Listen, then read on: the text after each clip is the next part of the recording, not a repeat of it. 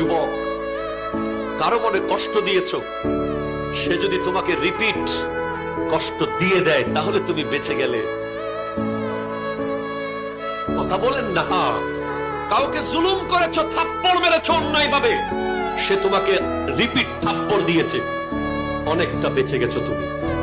সে তোমাকে রিপিট লাথি মেরেছে, তুমি বেঁচে গেছো। রিপিট গালি দিয়েছে, তুমি বেঁচে গেছো। কিন্তু সে যদি চুপচাপ চলে যায়,